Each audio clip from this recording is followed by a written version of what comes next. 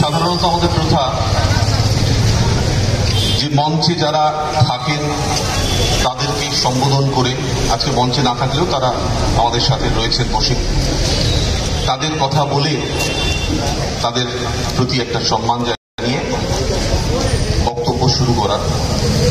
সাধারণত আমাদের প্রথা যে তার সাথে সাথে আমাদের যারা সংগ্রামী সাথীরা আছে, যাদের ছাড়া একটি রাজনৈতিক সংগঠন চলে না, মানুষের কাজ করা যায় না, তাদের কথা বলে বক্তৃতা শুরু করা। কিন্তু আজকে একটু পাল্টে দিই,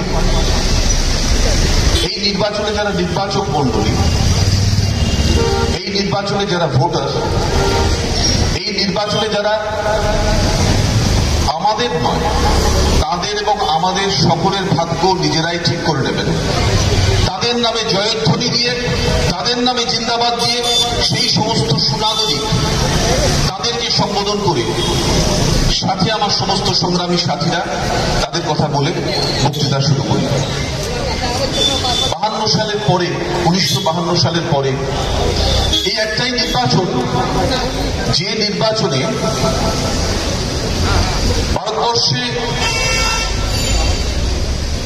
যে বিষয়গুলির উপর নির্বাচন হবে সম্পূর্ণ আমূলভাবে পাল্টে যাচ্ছে এবং পাল্টে যাচ্ছে।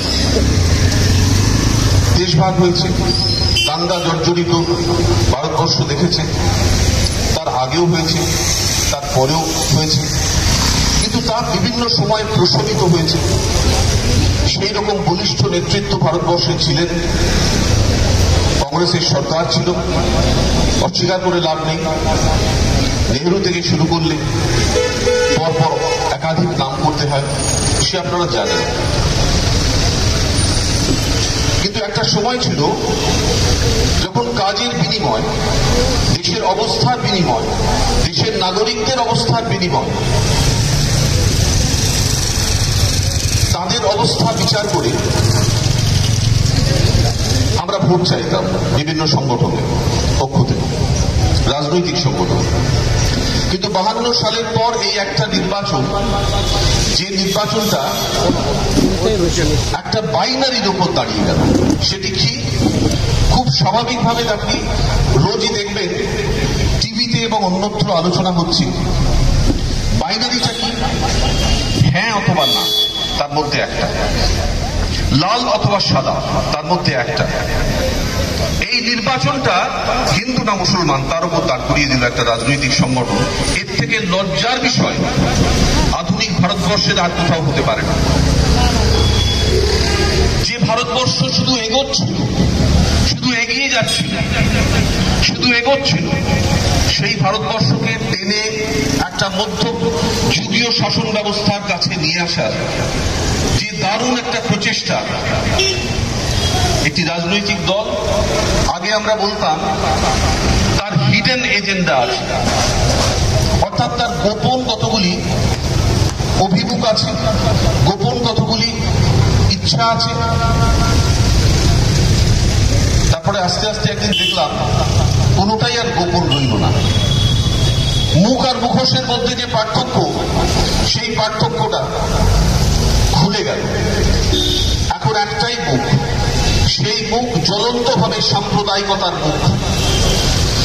তাকে আমাদেরকে সহ্য করতে হচ্ছে।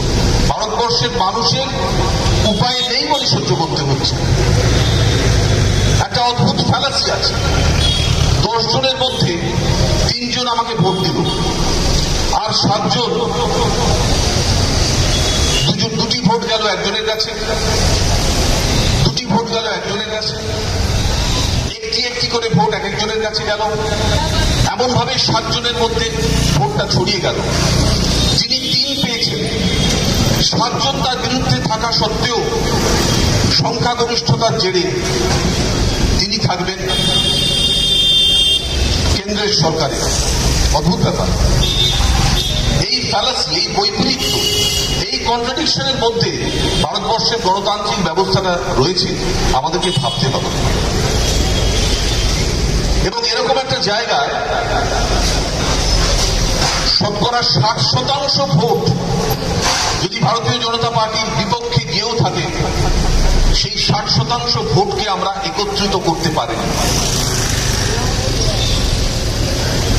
অত্যন্ত নামী একজন সাংবাদিক বার্তাদার কার্গিল যুদ্ধে মাটির তলায় ট্রেঞ্চে শুয়ে আমাদেরকে ধারা বিবরণী শুনিয়েছেন, দেখিয়েছেন কার্গিল যুদ্ধ। প্রশান্ত কিশোরের একটা ইন্টারভিউ নিচ্ছিলেন, এই কত আসন পেতে পারে বিজেপি ইত্যাদি ইত্যাদি। বললেন স্লগ ওভারে ব্যাটিং করছে, হয়তো সেঞ্চুরি করে ফেলবেন, কিন্তু 6টা ক্যাচ মধ্যেখানে পড়ে গেছে। কি মারাত্মক কথা বলেছেন। বললেন যে ফিল্ডিংটাকে আরো মজবুত করতে হবে, ফিল্ডিংটা ঠিক হচ্ছে না। ভারতবর্ষের মানুষকেই এই সুচিন্তিতভাবে এই জায়গাটা বুঝতে হবে যে শুধু রাজনৈতিক সংগঠনরাই ফিল্ডার নয়, একটা একটা করে ভোট ভারতবর্ষের বুকে তাদের ভাগ্য পাল্টে দিতে পারে, তাদের পরবর্তী প্রজন্মের ভাগ্য পাল্টে দিতে পারে এবং সর্বোপরি দেশের ভাগ্য পাল্টে দিতে পারে। ভারতবর্ষকে বিশ্বের দরবারে যে 3 জন মানুষ ইদানিংকালের মধ্যে একদম আধুনিক ভারতবর্ষকে পৌঁছে দিয়েছিলেন, একজনের জন্ম 1861, একজনের জন্ম 1863, একজনের জন্ম 1869। প্রথম জন অবশ্যই গুরুদেব রবীন্দ্রনাথ ঠাকুর, দ্বিতীয় জন স্বামী বিবেকানন্দ এবং তৃতীয় জন মোহনদাস করমচাঁদ গান্ধী। এই 3 মহামানব আধুনিক ভারতবর্ষের একটা রূপরেখা তৈরি করে দিলেন, বিশ্বের দরবারে তুলে দিলেন। এই হিন্দু মুসলিম লড়াইটা যে নতুন ভাবে লাগিয়ে দেওয়া হলো, চালিয়ে দেওয়া হলো, যে বিষ চেষ্টা করে করে মানুষের মনের ভিতরে প্রবেশ করানোর একটা অবিরাম চেষ্টা চলে আসছে, তার বিরুদ্ধে এই মানুষরা সবাই মিলে তাদের গণতান্ত্রিক অধিকার প্রয়োগের মাধ্যমে এটার উৎপাদন করতে হবে, এটাকে সরিয়ে দিতে হবে। 1893 সালে বিশ্বের দরবারে হিন্দু ধর্মকে 11ই সেপ্টেম্বর শিকাগোর ধর্ম মহাসভায় যিনি তুলে ধরলেন তিনি আর কেউ নন, স্বামী বিবেকানন্দ। পরমত সহিষ্ণুতা, 4.5 মিনিটের সেই বক্তব্য, যা পৃথিবীর নজর কাড়া বক্তৃতাগুলির মধ্যে সংক্ষিপ্ততম এবং সবচাইতে নজর কাড়া বক্তৃতাগুলির মধ্যে অন্যতম। বললেন যে তার গুরুর কথা যত মত তত পথে, এবং একটি কথা বললেন যা বিশেষ করে এই সময় প্রযোজ্য। উনি বললেন যে আমি গর্ব অনুভব করি যে আমি সেই হিন্দু ধর্মের মানুষ বা প্রতিনিধি হিসেবে এখানে এসেছি। সরকারিভাবে তিনি হিন্দু ধর্মের প্রতিনিধি যদিও ছিলেন না। তিনি বললেন যে আমি সেই হিন্দু ধর্মকে প্রতিনিধিত্ব করছি যে ধর্ম সমস্ত অন্যান্য ধর্মের অত্যাচারিত মানুষদের আশ্রয় দিয়েছে এই বৃহত্তর ভারতবর্ষ। তিনি বললেন যে আমি সেই ধর্মকে প্রতিনিধিত্ব করছি যে ধর্মের শাস্ত্র সংস্কৃত ভাষায় লিখিত এবং সেই সংস্কৃত ভাষায় এক্সক্লুশন শব্দটি সংস্কৃত নেই। আমি গর্ব অনুভব করি যে আমি এমন একটা ধর্মে প্রতিনিধিত্ব করছি যেখানে কাউকে বাদ দেওয়ার কথা নেই। ডোনাল্ড ট্রাম্প থেকে বারাক ওবামা, বরং ভালো আছে বারাক ওবামা থেকে ডোনাল্ড ট্রাম্প এসে যখন ভারতবর্ষের সংসদে বা অন্যত্র ভাষণ দেন, যার কথা না উল্লেখ করে তারা পারেন না, অপূর্ণ থেকে যায় তাদের বক্তৃতা, তার নাম স্বামী বিবেকানন্দ। এবং এই বক্তৃতাটি অনেক পরে তার সঙ্গে তখন এখনো পরিচয় হয়নি এই বাংলার বুকে আরো একজন মহিষী নারী, মার্গারেট আলভা নোবেল, আমাদের সকলের অত্যন্ত পূজনীয়া ভগিনী নিবেদিতা। তিনি বলছেন, তিনি তো তখন শিকাগো ধর্ম মহাসভায় যাননি, অনেক পরে বিবেকানন্দের সঙ্গে তার পরিচয় হয়েছে ইংল্যান্ডে এবং তার সাথে চলে এলেন ভারতবর্ষে। এই যে কোভিডের কথা দেখছেন, এই কোভিডের অনেক আগে সেই সময় প্লেগে ছেয়ে গেছে। বার্মা থেকে শুরু করে পূর্ব বাংলা, কলকাতা শহর মানুষের মড়ক হয়েছিল। তিনি একা হাতে একটার পর একটা রাস্তা ঝাঁট দিয়ে পরিষ্কার করেছেন। সেই ভগিনী নিবেদিতা বিবেকানন্দের সেই বিখ্যাত বক্তৃতা যখন পড়েছেন, পড়ে মুগ্ধ হয়েছেন শুধু না, তার শিষ্যা হয়েছেন। বললেন যে যখন তিনি শুরু করেছিলেন, সেই বক্তৃতাটি সম্পর্কে বলছেন যে যখন তিনি শুরু করেছিলেন, when he started, যখন তিনি শুরু করেছিলেন তখন তিনি নেহাতি হিন্দু ধর্মের সম্পর্কে একটা বক্তৃতা দিচ্ছিলেন। আর যখন তিনি শেষ করলেন তখন বললেন যে Hinduism had been created, Hinduism তখন তৈরি হলো, এই হিন্দু ধর্মতেই আমরা বিশ্বাস করি। শুধু বাঙালিরা নয়, সারা ভারতবর্ষের মানুষ, সারা পৃথিবীর মানুষ বিশ্বাস করেন হিন্দু ধর্মের সেই পরমত সহিষ্ণুতা। 1930 সালের 12ই মার্চ অত্যন্ত স্মরণীয় একটি দিন ভারতবর্ষের ইতিহাসের। এই দিনগুলি এক মুঠো লবণ নিয়ে তার থেকে প্রতীকী লবণ তৈরি করবেন সমুদ্র তীর থেকে, সবরমতী আশ্রম থেকে একজন যাত্রা শুরু করলেন। বিষ্ণু দিগম্বর পালুস্কর একটি গান গাইছেন, রঘুপতি রাঘব রাজারাম, এবং সেই গানেই ঈশ্বর আল্লাহ তেরে নাম সবকো সম্মতি দে ভগবান। আমরা সেই নামেই তো বিশ্বাস করি, আমরা সেই রাম নামই তো জপ করি। তুলসীদাস থেকে শুরু করে মারাঠা কবি সন্ত রামদাস থেকে শুরু করে যে রামের কথা বলেছে, সেই রাম তো এই রাম নয়। এই কথাগুলি বলছি অত্যন্ত জরুরি কথা বলে, এই কথাগুলি বলছি অত্যন্ত চিন্তা ভাবনা করে সুচিন্তিত একটা নির্বাচক মণ্ডলীর কাছে আমাদের বক্তব্য তুলে ধরার জন্য। আর 1941 সালের কবিগুরুর জীবনের শেষ পয়লা বৈশাখে সবাই আশা করছে সারা ভারতবর্ষের মানুষ, সারা পৃথিবীর মানুষ, যে ঘোর বিশ্বযুদ্ধ, তার মধ্যে কবি কিছু বলবেন না, কবি কি নিশ্চুপ?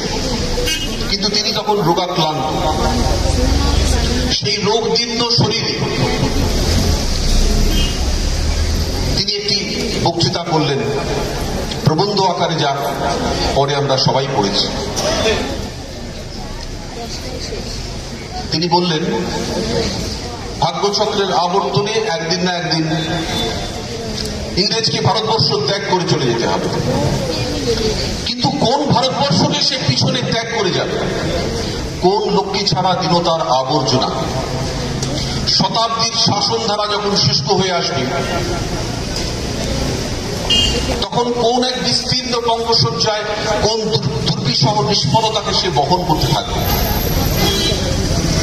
ভাগ্যচক্রের আবর্তনে এই সাম্প্রদায়িক সরকার, এই সাম্প্রদায়িক দল, এই বিভেদকামী দলও একদিন না একদিন এখান থেকে চলে যেতে হবে। আপনাকে আমাকে তার জন্য ভীষণ পরিশ্রম করতে হবে, এরা ভাববেন না। ভাগ্যচক্রের আবর্তনই এটা হবে। কিন্তু কোন ভারতবর্ষকে তারা ত্যাগ করে যাবে, এটাই আমাদের আশঙ্কা, এটাই আমাদের ভয়ের বিষয়। কেননা যে দলের সর্বোচ্চ নেতা এবং প্রধানমন্ত্রী বলেন अभी तो ट्रेलर देख रहा है, पूरा सिनेमा बाकी है। 14 সাল থেকে 24 সাল অব্দি উনি যা ট্রেলার দেখিয়েছেন,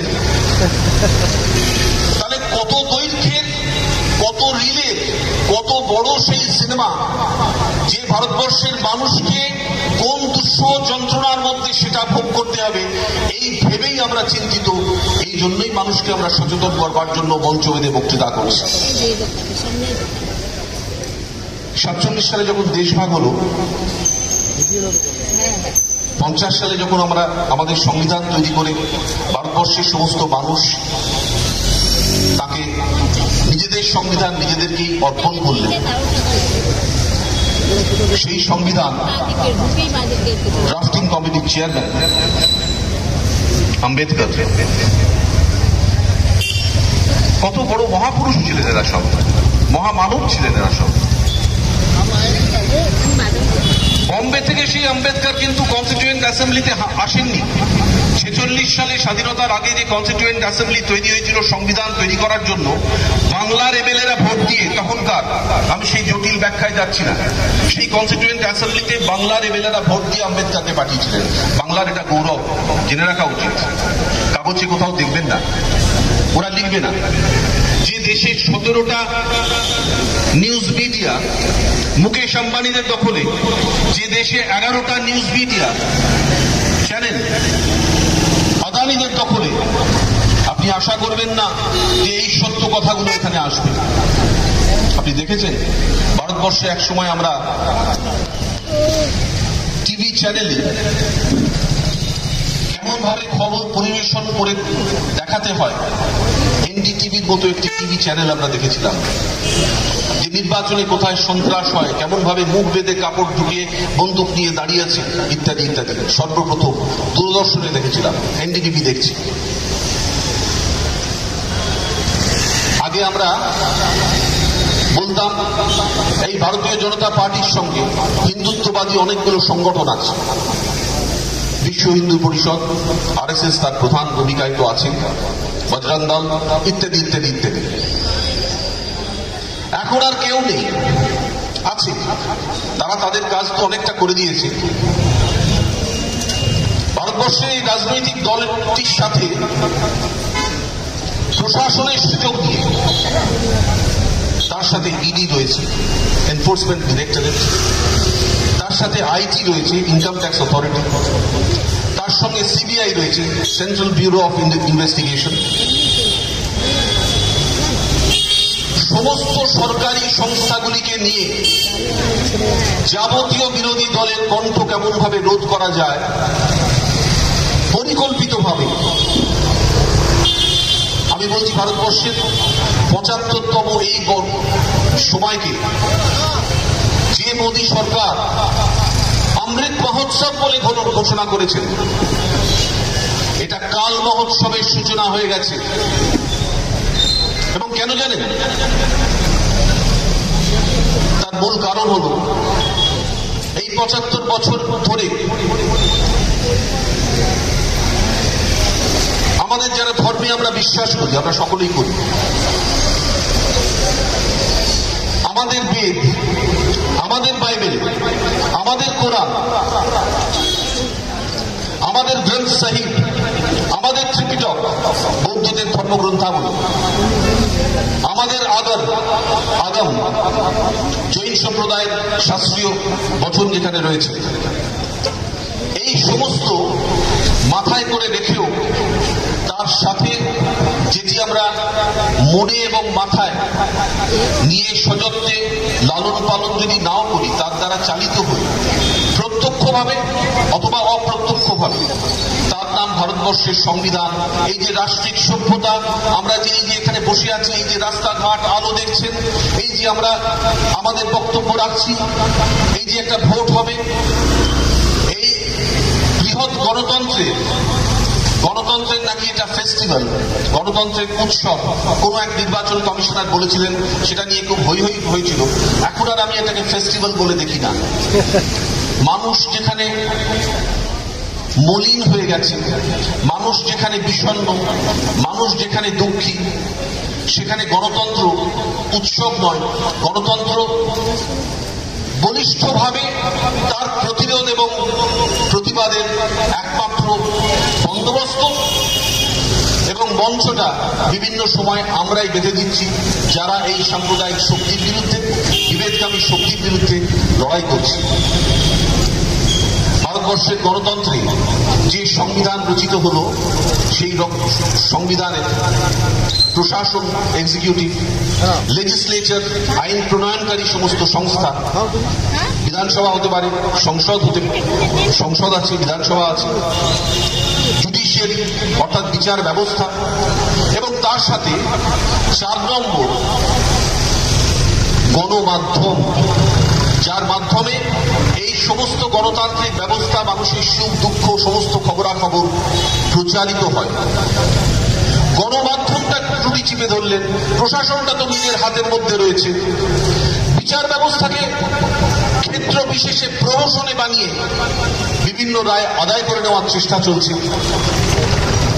আর আইন প্রণয়নকারী সংস্থা, একটু আগেই ওই যে 10 জনের মধ্যে 7 জন আর 3 জনের একটি উদাহরণ দিচ্ছিলাম আপনাদের, সংখ্যাগরিষ্ঠ, মেজরিটি। এই মেজরিটি মানে কি? সংখ্যায় হলেই হবে। একটি পাড়ায় 10 জন লোক থাকেন, তার মধ্যে একজনের কোনো একটা বিশেষ ব্যাপারে ন্যায্য কারণে অত্যন্ত অসুবিধা হয়েছে, 9 জন বললেন আমরা সংখ্যাগরিষ্ঠ, আমরা বলছি অসুবিধা হয়নি। না, গণতন্ত্র দাবি করে যদি ন্যায্য এবং আইনসঙ্গত হয়, তাহলে সেই একটি লোকের যে অভাব, অভিযোগ এবং যন্ত্রণা, তা নিরসন করতে হবে। কিন্তু সংখ্যাগরিষ্ঠতার জেরে সংসদে আজকে তারা একটার পর একটা আইন পাশ করিয়ে নিয়েছে। অদ্ভুত অবস্থা। এরকম একটা অবস্থার মধ্যে দাঁড়িয়ে পশ্চিমবাংলায় 18তম লোকসভার নির্বাচন হচ্ছে ভারতবর্ষের বুকে 52 সালের পর থেকে। এবং এরকম একটা জায়গায় দাঁড়িয়ে মানুষকে তার সুচিন্তিত মতামত এবং তার মূল্যবোধ অনুসারে তার অধিকার প্রয়োগের কথা আমরা বলছি। কেন বলছি? মানুষ যদি সচেতন না হন, ভারতবর্ষটা পাল্টে যাবে। স্বাধীনতার সময় দেশভাগের যন্ত্রণার মধ্য দিয়ে একটা স্বাধীনতা এসেছে, অত্যন্ত বেদনার মধ্য দিয়ে আমরা সেই স্বাধীনতা পেয়েছিলাম। কিন্তু তারপরে আমি জানি না, আমি কাশ্মীর যাইনি, ভবিষ্যতে আমাকে পাসপোর্ট নিয়ে কাশ্মীর যেতে হবে কিনা আমি জানি না, সেই দুঃখের দিনও আসতে পারে। কোটা রাজ্য, কোটা জায়গা আমাদের সাথে থাকবে আমি জানি না, মণিপুর ভবিষ্যতে আমাদের সঙ্গে থাকবে কিনা আমরা জানি না।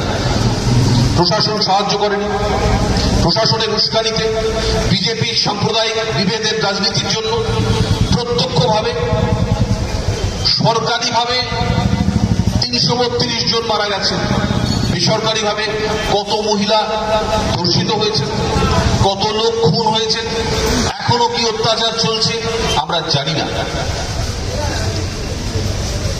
সন্দেশখালী তিনি যেতে পারেন, মণিপুর তিনি যেতে পারেন না, এও তো বিভেদের রাজনীতি। মা বোনেরা শুধু সন্দেশখালীতেই নেই, মা বোনেরা মণিপুরেও আছে। কল্যাণকামী রাষ্ট্র 50 সালে যখন তার সংবিধানকে নিয়ে নতুন ভারতের দিকে এগিয়ে চলল, সবচাইতে বড় কথা ছিল যে রাষ্ট্রের কল্যাণের জন্য যে সমস্ত রাষ্ট্রায়ত্ত সংস্থা, পাবলিক সেক্টর আন্ডারটেকিং, এগুলো একটার পর একটা তৈরি হয়েছিল নেহরুর আমল থেকে। সেই সমস্ত রাষ্ট্রায়ত্ত সংস্থা, পাবলিক সেক্টর আন্ডারটেকিং গুলো বেঁচে দেওয়া শুরু হল এই নরেন্দ্র মোদী বিজেপির জমানায়, এবং সমস্তটাই ব্যক্তিগত মালিকানার অধীনে যারা রয়েছে সেই সমস্ত জায়গায় বেঁচে দেওয়া শুরু হল।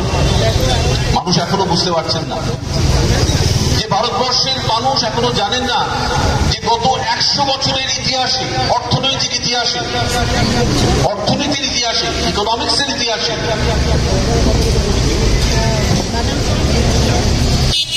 আয়ের যে বৈষম্য, ইনকামের যে ডিসপ্যারিটি, ইনইকুয়ালিটি, অর্থাৎ আপনার সঙ্গে আমার আয়ের যে ফারাক, ইনকামের যে ফারাক, গত 100 বছরে তার যে সূচক আছে, পৃথিবীতে স্বীকৃত সূচক ইন্ডেক্স, সেই সূচক অনুসারে গত 100 বছরে এত বৈষম্য আর কখনো ভারতবর্ষ দেখেনি।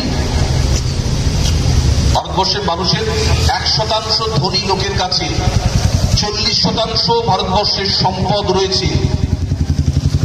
22% ওপরের আয় ওই 1% লোকের কাছে রয়েছে। ভয়ঙ্কর অবস্থা, আমি বলছি যে ভয়ঙ্কর অবস্থা। রাজনৈতিক সংগঠনগুলো তো এর বিরুদ্ধে লড়াই করবে। 77 থেকে 2011 সাল অব্দি পশ্চিমবাংলার তখ্ত হাউসে আসীন বামফ্রন্ট সরকার। সেই বামফ্রন্ট সরকার যদি মরিচঝাপি থেকে বলতে শুরু করি, তার আগে কংগ্রেস জমানার আগে 70 সালের সাইবাড়ি থেকে যদি বলতে শুরু করি, আমি 77-এর পর থেকে মরিচঝাপি থেকে যদি বলতে শুরু করি, একটার পর একটা যদি শেষ করি এসে সিঙ্গুর, নন্দীগ্রাম আর নেতাই গণহত্যা, তাহলে সেই গোটা লড়াইটাতে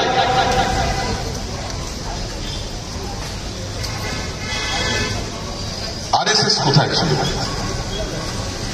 বিশ্ব হিন্দু পরিষদ কোথায় ছিল? বজরং দল কোথায় ছিল? আপনারা জিজ্ঞেস করবেন না?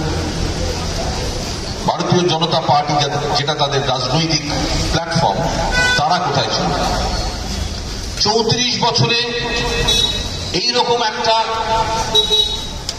বর্বরচিত শাসন ব্যবস্থাকে উৎখাত করার জন্য যে সংগ্রামের ইতিহাস লাগে, সেই সংগ্রামের ইতিহাসের শতকরা 1 ভারতীয় জনতা পার্টি অন্তত দাবি করতে পারে না। সেই ভারতীয় জনতা পার্টি আজকে আপনাদের কাছে এসে এখানে সমর্থন চাইছে, ভোট চাইছে একজন প্রার্থীর জন্য। রায়গঞ্জে একটা পাখিরালয় আছে। আমি একবার সারা বাংলা রাজনীতির সুবাদে আমার ঘুরে বেড়ানোর সৌভাগ্য হয়েছে। রায়গঞ্জের সেই বার্ড স্যাংচুয়ারি পাখিরালয় আমি দেখেছি যে নানান জাতের পাখি সারা পৃথিবী থেকে একটা বিশেষ সময়ের সিজনে, একটা বিশেষ ঋতুতে আসে এবং চলে যায়। ভারতীয় জনতা পার্টি এরকম একজন কোন একটা রায়গঞ্জের পাখিরালয় থেকে এখানে পাঠিয়েছেন একজন প্রার্থীকে, যিনি আপনাদের সাথে থাকবেন না, আগেও ছিলেন না, ভবিষ্যতেও থাকবেন, নিশ্চিন্ত থাকতে পারেন। অদ্ভুত এই ভারতীয় জনতা পার্টি প্রতারণা করে, সেই প্রতারণার ইতিহাস, মিথ্যে প্রতিশ্রুতির ইতিহাস আমার পূর্ববর্তী বক্তারা সবাই বলেছেন। আমি সেগুলি আবার পুনরাবৃত্তি করতে চাই না।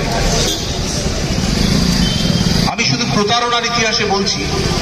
ভারতবর্ষের স্বাধীনতা সংগ্রামের ইতিহাসে 1925 সালে গঠিত, প্রতিষ্ঠিত হেডগাওয়ারের নেতৃত্বে আরএসএস কোথায় ছিল ভারতবর্ষের স্বাধীনতার সময়? সার্কুলার দিয়ে বললেন সবাইকে, তোমরা কেউ যাবে না, ডান্ডি মারছে। নিজে চলে গেলেন। তারপরে সবাই বলল, লোকেরা বলল, সহকর্মীরা বলল, এ কি হলো, আপনি চলে গেলেন, আমাদের জানালেন না? বললেন না, ওটা দরকার ছিল, আমার ওখানে যাওয়াটা দরকার ছিল। বাদবাকি সব ওদের বারণ করে দিলেন। আমি ইতিহাস ঘেঁটে তথ্য দিয়ে কারোর যদি কখনো ইচ্ছা করে আমার কাছে এসে বই পড়ে আমি দেখাতে পারি। উনি বললেন যে আমি বন্দীদের সঙ্গে থাকবো, তাদের মগজ ধলাই করব। পরবর্তী নেতা আরএসএস এর গোলবাকার সাহেব। কেন আমি বলছিলাম যে মধ্যযুগীয় একটা বন্দোবস্তে টেনে নামাতে চান এই আধুনিক ভারতবর্ষ, যেটা তিল তিল করে 75 বছর ধরে গড়ে উঠেছে।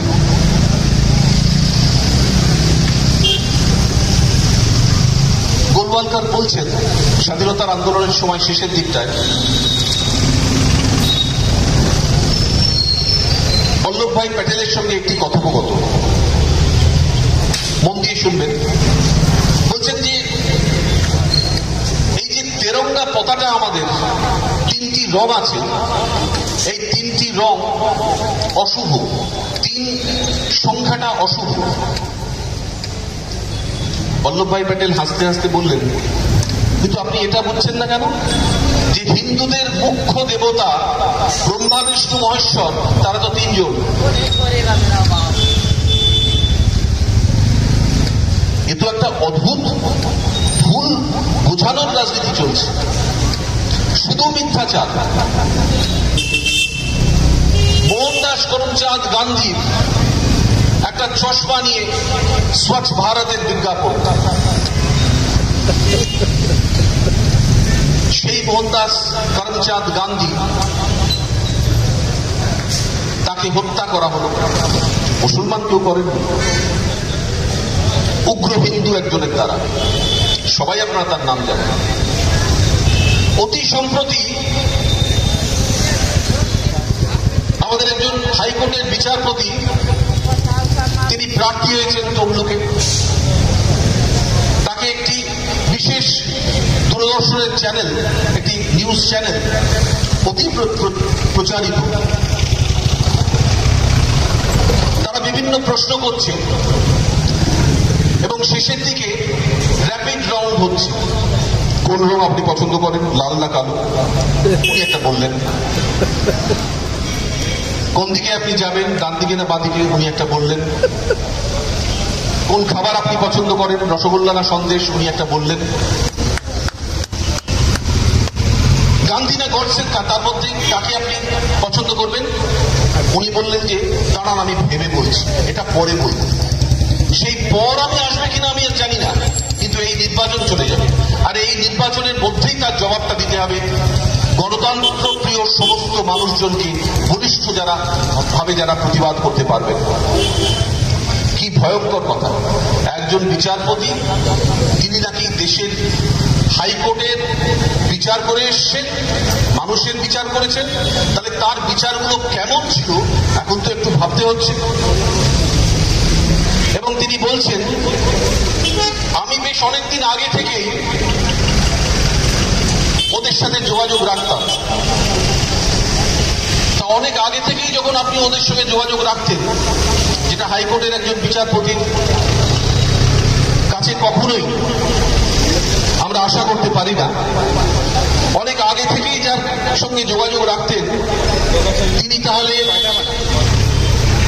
প্রভাবান্বিত ছিলেন, তিনি প্রভাবমুক্ত ছিলেন না। কোনো না কোনো রাজনৈতিক দলের সঙ্গে যদি তার অনেক আগে থেকেই যোগাযোগ থেকে থাকে, তিনি কেমন বিচার করেছেন? এই সাম্প্রদায়িক দলটি ঘটনাচক্রে ভারতবর্ষের গণতান্ত্রিক ব্যবস্থায় নির্বাচনেও দাঁড়াচ্ছে, দাঙ্গাও করাচ্ছে, সব একই সাথে হচ্ছে। একটা ওলটপালটের অবস্থা। আমি বলছি যে ভারতবর্ষের গণতন্ত্র নিয়ে আমাদের গর্ব ছিল। দক্ষিণ পূর্ব এশিয়ায় ভারতবর্ষের ঠিক পরপরই আরো যতগুলি রাষ্ট্র স্বাধীন হয়েছিল, তারা তাদের গণতন্ত্র একভাবে টিকিয়ে রাখতে পারেনি। পাকিস্তান থেকে শুরু করবেন, বাংলাদেশ দেখবেন, বার্মা দেখবেন, কোথাও পারেনি। বিভিন্ন সময় একনায়কতান্ত্রিক শাসন ব্যবস্থা হয়েছে, গণতন্ত্রের কণ্ঠরোধ হয়েছে, মিলিটারি শাসন হয়েছে। ভারতবর্ষ একমাত্র জায়গা যেখানে এই গণতন্ত্রকে আমরা টিকিয়ে রাখতে পেরেছিলাম। কতদিন টিকিয়ে রাখতে পারবো এটা প্রশ্ন চিহ্নের মুখে এসে দাঁড়িয়েছে। তার জন্যই তো মঞ্চ বেঁধে বিভিন্ন জায়গায় আমাদের প্রতিবাদ। একটা ভয়ঙ্কর সময় আমি বলছি। কোন রকম গণতান্ত্রিক বন্দোবস্তের মধ্যেই এটাকে ফিট করানো যাবে না, এটাকে লাগানো যাবে না। এহেন একটা অবস্থায় আমরা পশ্চিমবাংলার বুকে যখন একটা দীর্ঘকালের অত্যাচারী শাসক দলকে ভোটে হারিয়ে দিয়ে 2011 সালে ক্ষমতায় এলাম, সেই সময় 2014 সাল থেকে ভারতবর্ষের বুকে ভারতীয় জনতা পার্টির সংসদীয় রাজনীতিতে উত্থান হল এবং সংখ্যাগরিষ্ঠতার জেরে বিভিন্ন জায়গায় টাকা দিয়ে হোক, কিনে নিয়ে হোক, বিভিন্ন জায়গায় বিভিন্ন রাজ্যপালকে পাঠিয়ে হোক, অনৈতিকভাবে একটার পর একটা রাজ্য দখল করেছেন, মানুষকে ভুল বুঝিয়েছেন। ঠিক এরকম সময় পশ্চিমবাংলার বুকে এই নির্বাচনে কংগ্রেস আর সিপিএম এর যে ভূমিকা, পশ্চিমবাংলার কংগ্রেস এবং এখানকার সিপিএম এর যা ভূমিকা, সেটা দেখলে পরে আমাদের লজ্জায় মাথা নত হয়ে যেতে পারে। আমাকে এক বন্ধু বলছিলেন যে সিপিএম এর কয়েকজন প্রার্থী, তরুণতর প্রার্থী সব দিয়েছে যাদবপুর, শ্রীরামপুর ইত্যাদি জায়গায়, বেশ উদ্যমী, পরিশ্রমী, নাকি মেধাবী আমি জানি না, মেধার ব্যাখ্যা অন্য। আমি বলছি যে আমি ঘুরে দেখলাম, সমাজ মাধ্যমেও দেখছি যাদবপুর, শ্রীরামপুর ইত্যাদি ইত্যাদি তরুণ প্রার্থী, আমাদেরও অনেক তরুণ প্রার্থী আছে, দেবাংশু আছে, আরো অনেকে আছে তরুণ প্রার্থী, তারা সিপিএম এর, কিন্তু ভুল জায়গায় খেলছেন, তাদের কিছু হয়তো করার নেই। তাদের জন্য আমার করুণা রইল, কেননা যে অভিশাপটা ওনারা বহন করছেন, তাদের রাজনৈতিক পূর্ব প্রজন্মের যে অভিশাপ ওনারা বহন করছেন, সেই অভিশাপ থেকে মুক্ত হতে আরো অনেক সময় লাগবে। আমাদের জীবদ্দশায় হবে বলে আমি অন্তত মনে করি না।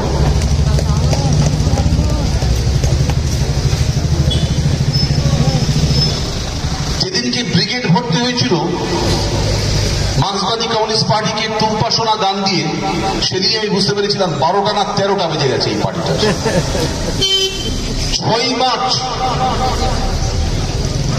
এইখানে গণশক্তি একটা লাগানো হয়, এখন বোধহয় আর কেউ পড়েন না, আগে পড়তে বাধ্য করা হতো, কেউ পড়ে না, এখন ওখানে রাখা হয়। আমাদের অতিরিক্ত উদারতা এবং বদান্যতায় ওটা ওখানে রাখা হয়, ওরা হলে লাগাতে দিত। 6ই মার্চ 2024-এ একটি কাগজে আমি বড় বিজ্ঞাপন দেখলাম,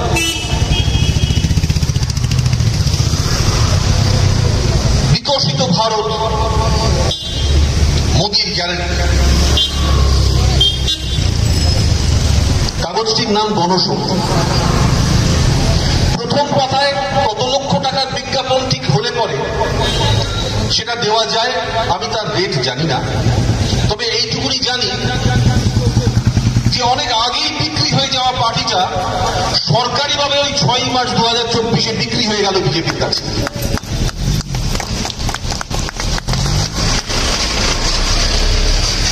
কংগ্রেস পার্টি পশ্চিমবাংলায় ঠিক করে উঠতে পারলো না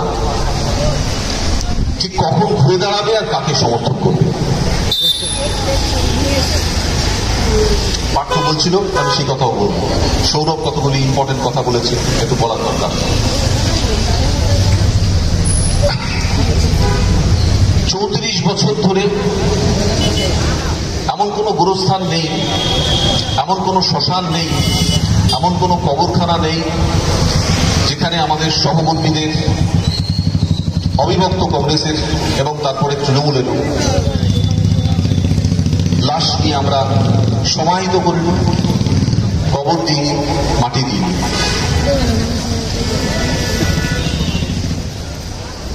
সেটা যে এক লহমায় নির্বাচনী রাজনীতির ক্ষেত্রে ভুলে গিয়ে একসাথে হাঁটা যায়, এও রাজনীতির অদ্ভুত বিচারিতা আমি দেখলাম। সমস্ত শহীদের প্রতি এর থেকে বেশি অপমান বোধহয় আর কিছু দিয়ে হয় না। শহীদ তরুণকে ওরা ভুলে গেছিল। খাদ্য আন্দোলনের 66 শহীদ।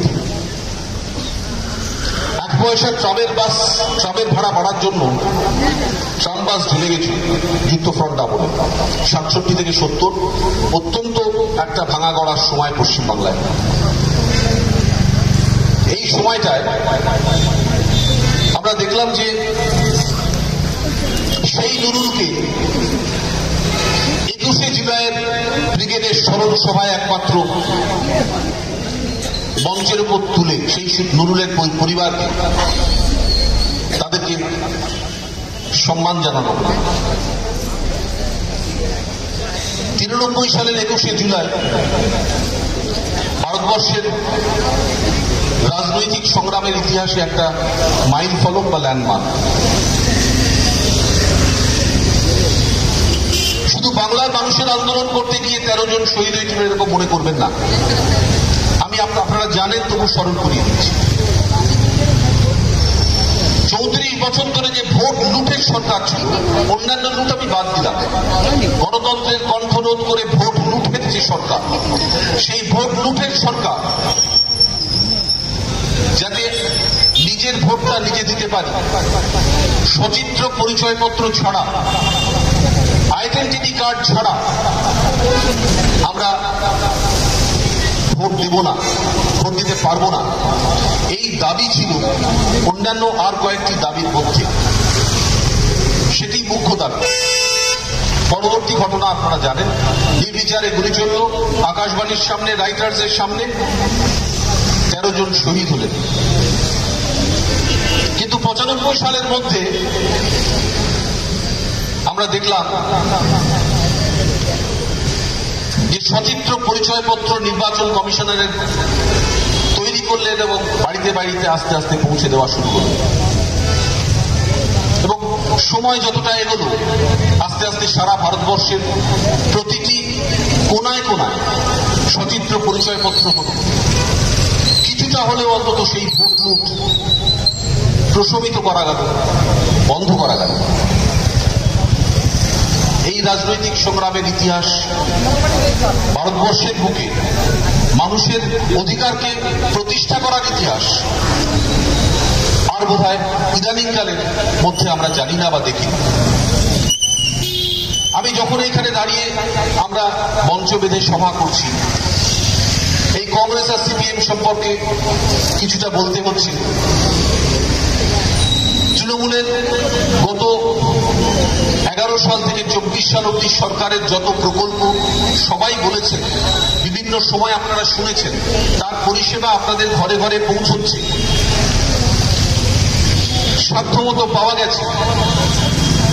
আমি নতুন করে সেগুলি আবার ভুলে অযথা আরেকটু সময় ব্যয় করিয়ে দেব না।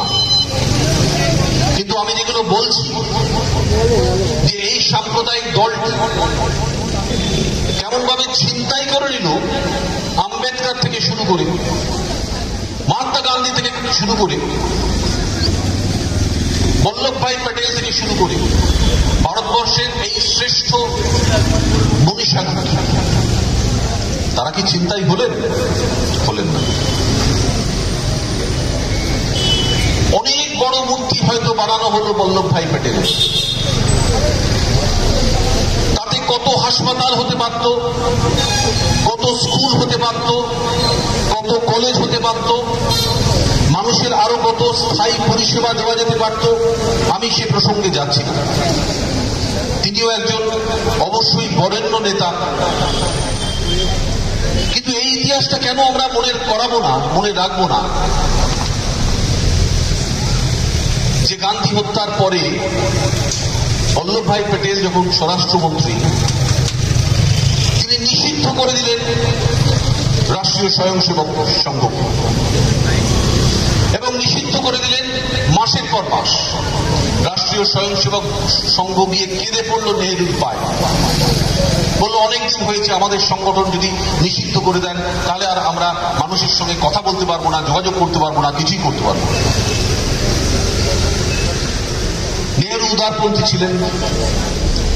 সারা বিশ্বে সারা পৃথিবীতে অত্যন্ত বরেণ্য এবং নন্দিত সিভিল লিবার্টিস, মানুষের মুক্তির আকাঙ্ক্ষায় সারা পৃথিবীতে যে কয়েকজন মানুষ বক্তৃতা করেছেন, বিভিন্ন কাজ করেছেন, তার মধ্যে অবশ্যই তিনি একজন।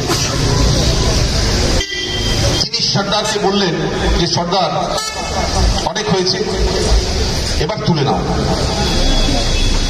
রাষ্ট্রীয় স্বয়ংসেবক সংঘের উপরে ব্যান তুলে নেওয়া হবে। আরে তার মূর্তি তৈরি করে কি প্রমাণ করতে চাইছে ভারতবর্ষের বুকে? আমি তো বুঝতে পারছি না। গোপাল কৃষ্ণ গান্ধী আমাদের এখানকার রাজ্যপাল ছিলেন কিছুদিন আগে, আপনাদের মনে আছে? যিনি নন্দীগ্রামের ঘটনা করে লিখেছিলেন, বলেছিলেন যে I am filled with cold horror. আমার মধ্য দিয়ে একটা ভয়ঙ্করের শৈত্য প্রবাহ, যেন হাড় হিম করা সন্ত্রাস বলতে যা বুঝি আমরা, তাই যেন বয়ে যাচ্ছে। তিনি একটি কথা বললেন, এই বল্লভভাই প্যাটেল, গান্ধী, এই সমস্ত নিয়ে ভারতীয় জনতা পার্টি মাতামাতি দেখে মানুষকে ভুল বোঝানো, মানুষের সাথে প্রতারণা করা। তিনি বললেন যে perhaps under utilised by Congress. Congress হয়তো যথেষ্ট তাদেরকে ব্যবহার করতে পারে না, আর ওভার ইউজ বাই বিজেপি, অতিরিক্তভাবে ব্যবহৃত হচ্ছে তাদের কাছে। এখন ভারতবর্ষের শ্রেষ্ঠ মনীষীদেরকে নিয়ে এমনভাবে বিচারিতা করা ভারতীয় জনতা পার্টি ছাড়া ইদানিংকালে আর কোন রাজনৈতিক দল করে না। আমি বক্তব্যের শেষ অংশে চলে আসব। আমি অনেকগুলি কথা বললাম ভারতবর্ষের সংস্কৃতি কৃষ্টি সম্পর্কে, ভারতবর্ষের অধ্যাত্ম জীবন সম্পর্কে। শ্রেষ্ঠ তিন মনীষীর কথা বললাম, গান্ধী, রবীন্দ্রনাথ এবং বিবেকানন্দ। একটি দশকের মধ্যে যাদের জন্ম, 61, 63 এবং 69, এবং তাদের বিভিন্ন সময়ের কিছু কথাও বললাম। আমি শেষ করবার আগে একটু বলি, এখনো যারা অপেক্ষা করছে, যারা সমর্থন করছেন না, তাদের এই ভারতীয় জনতা পার্টি নামক এই সাম্প্রদায়িক দলটির বিরুদ্ধচারণ যারা করতে পারছেন না, তাদের বিরুদ্ধে ভোট দিতে যারা পারছেন না, বা সাম্প্রতিক কালে যারা পারেননি, তাদের উদ্দেশ্যে এবং সর্বত্র যত মানুষজন আছেন যারা সবাই মিলে বিশ্বাস করেন ভারতবর্ষের গণতন্ত্রে, ভারতবর্ষের ধর্মনিরপেক্ষ চরিত্রে, ভারতবর্ষের যে কোনো বিভেদকামী শক্তির বিরুদ্ধে লড়াই করার যে মূল নীতি, তার পক্ষে। আমি সেই সমস্ত মানুষের কাছে ছাড়াও যারা এখনো দ্বিধা এবং দ্বন্দ্বে ভুগছেন, তাদেরকে একটি শেষ কথা বলে শেষ করব। শেষ কথাটি এরকম, হিটলারের সঙ্গে অনেক সময় তুলনা করা হয় যে হিটলার দ্বিতীয় বিশ্বযুদ্ধে 60 লক্ষ ইহুদিকে নিধন করেছিলেন। হিটলার সমস্ত গণতান্ত্রিক যত ব্যবস্থা ছিল সমস্ত ভেঙে চুরমার করে দিয়েছে। জার্মানির সেই হিটলার সারা পৃথিবী জয়ের লক্ষ্য নিয়ে একটার পর একটা দেশ বিনা কারণে সেখানে ঢুকে আক্রমণ করে তাদের পদানত করেছিলেন। 5 বছর ধরে সেই যুদ্ধ চলেছে, প্রায় 6 বছর ধরে যুদ্ধ চলেছে। 1939 থেকে 1945 অব্দি, হিরোশিমা নাগাসাকি হওয়ার আগে অব্দি। ইতিমধ্যে হিটলার আত্মহত্যা করেছেন, আপনারা সকলে জানেন ইতিহাস। কিন্তু কংগ্রেস, সিপিএম সহ যারা সাম্প্রদায়িকতার বিরুদ্ধে, তাদের সংগঠনের জোর নেই বলে শুধু না,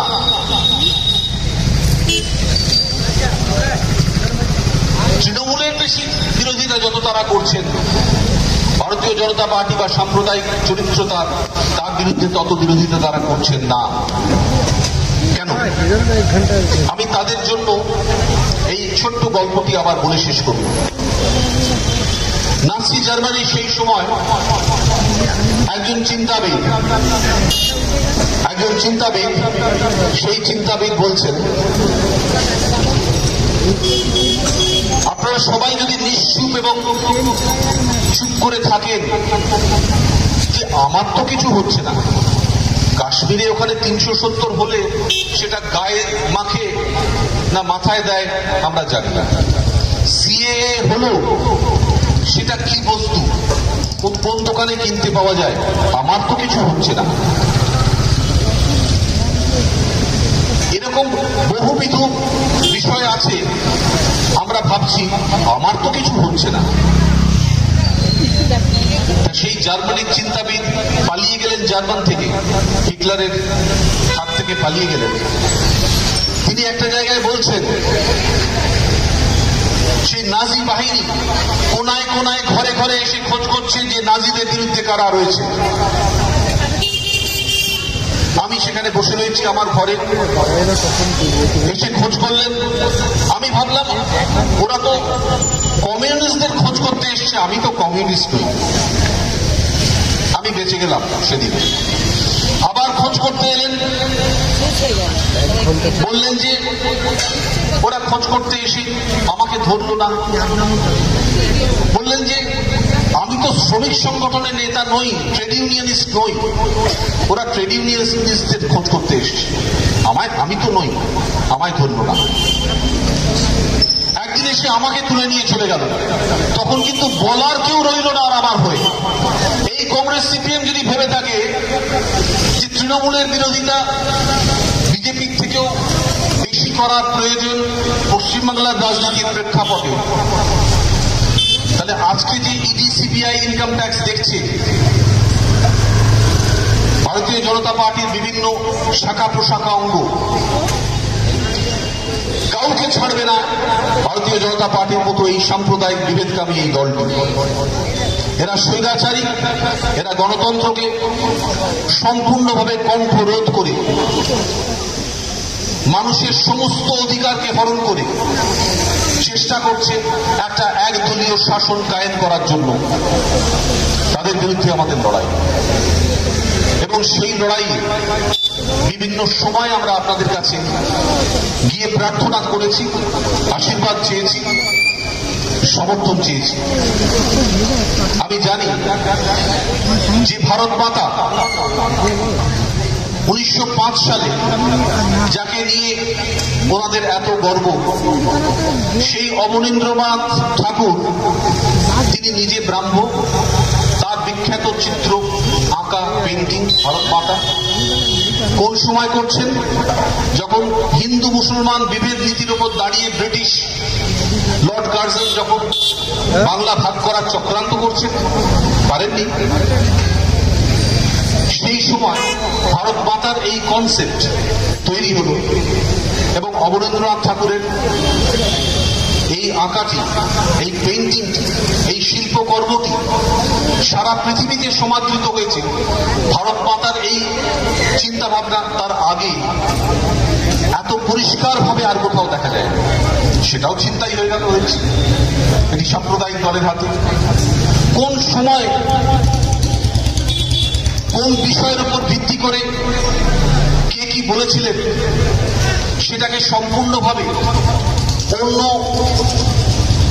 ভাবে ব্যাখ্যা করে, ভুল ব্যাখ্যা করে, অপব্যাখ্যা করে এই ভারতীয় জনতা পার্টি চেষ্টা করছে মানুষের মন ঘুরিয়ে দেওয়ার। আমি বলছি এর প্রতিবাদ একমাত্র গণতান্ত্রিক মূল্যবোধে বিশ্বাসী এখানকার সমস্ত মানুষরা পারেন তাদের ভোটাধিকার প্রয়োগের মধ্য দিয়ে।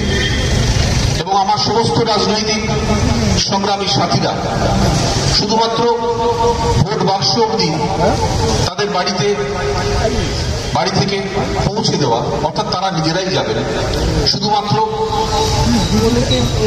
একটা পরিবেশ তৈরি করে দেওয়া, এইটুকুনি আমাদের কাজ। আমরা দিনের পর দিন এখানে এই অঞ্চলে ভোট দিতে পারিনি, একটার পর একটা মাল্টি স্টোরের তালা লেগেছে, আমরা জানি। সুতরাং সেই জায়গা থেকে আপনারা নির্ভয়ে ভোট দিতে পারছেন। আজকে আপনাদের সুচিন্তিত মতামত আমরা বিশ্বাস করি তার প্রতিফলন ঘটবে আগামী 1 জুন। অনেকক্ষণ সময় নিয়ে বক্তব্য রাখলাম, অনেক ইতিহাস মন্থন করলাম, যাতে আমাদের দেশের মনীষীদের সম্পর্কে ভুল ব্যাখ্যা এবং অপব্যাখ্যা তারও একটা প্রতিবাদ হওয়ার দরকার। এবং যে ভারতবর্ষ সংস্কৃতি এবং কৃষ্টির নিরিখে এতটা এগিয়ে গেছে, সারা পৃথিবীকে পথ দেখানোর মতো জায়গায় পৌঁছেছে, তাকে আবার টেনে নামিয়ে নিচে নামিয়ে একটা মধ্যযুগীয় শাসন ব্যবস্থার মধ্যে নিয়ে যাওয়ার যে চেষ্টা, সেই চেষ্টা থেকে যে কোনো মূল্যে যে কোনো অবস্থায় আপনাদেরকে আপনাদের অধিকারটি অর্জন করে নিতে হবে। আমি আমার বক্তব্য শেষ করলাম। সবাইকে ধন্যবাদ জানিয়ে ধৈর্য ধরে বক্তব্য শোনার জন্য। জয় হিন্দ, বন্দে মাতরম।